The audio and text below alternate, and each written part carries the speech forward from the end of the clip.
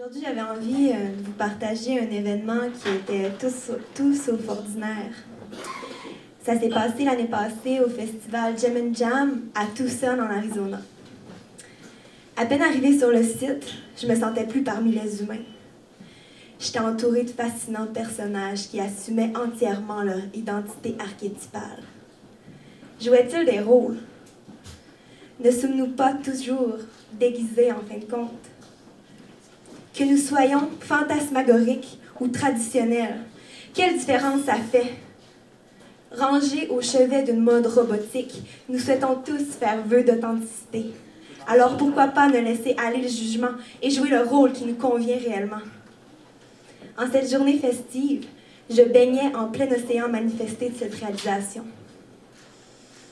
J'ai passé un long moment dans un temple bâti dans un coquillage géant, où on servait du thé dans des plus petits.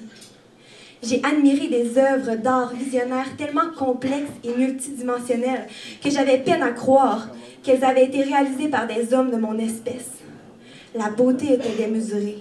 Mon œil était illusionné par les artifices à un point tel que je n'avais pas du tout remarqué le site lui-même. Il était teinté par la déchéance.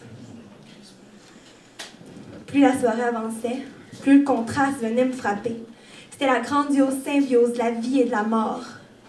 Les géométries sacrées incandescentes s'opposaient au sol sale et terreux, tandis que la musique vibrante de joie faisait dissonance aux raccoins sombres et macabres.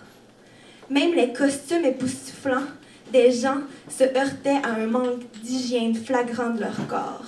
Le spectrum absolu nous clôturait dans son étreinte. Il reste que je me ravissais à danser. C'était le théâtre que moi j'avais choisi de jouer. J'ai dansé, encore et encore et encore, jusqu'à l'épuisement total de mon corps. Soudainement, je me suis arrêtée et j'ai réalisé que j'avais besoin d'un endroit pour aller me recharger. Étourdie, je me suis dirigée vers le salon VIP. Après quelques minutes, les yeux presque fermés, j'ai entrevu deux hommes qui s'approchaient de moi.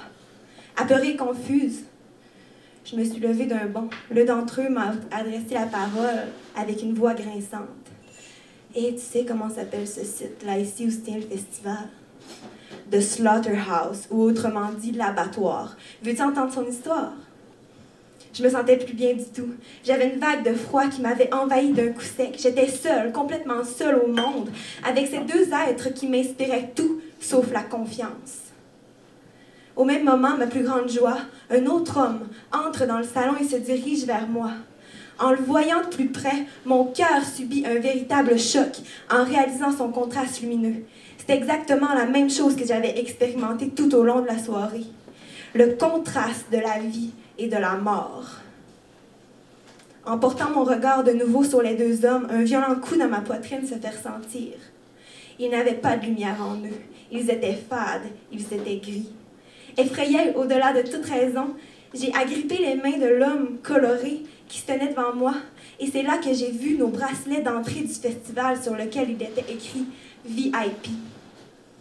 J'ai regardé les deux hommes. Ils ne portaient aucun bracelet. Ni d'entrée du festival, ni de bracelet VIP, ni de bracelet du tout. Aujourd'hui, je vous raconte ça et je ne peux pas dire que j'ai encore intégré l'événement. Je ne connaîtrai jamais la vérité de l'histoire et on pourrait être porté à croire que s'ils n'avaient pas de bracelet, c'était seulement parce qu'ils étaient rentrés clandestinement au festival pour ne pas payer, mais reste que assez de temps avait passé pour que je fasse une recherche sur le site. J'ai tapé les mots The Slaughterhouse, Tucson, Arizona dans le moteur de recherche et j'ai vu le Slaughterhouse, le site le plus hanté d'Amérique. J'ai fait le saut, donc si j'avais su. Merci.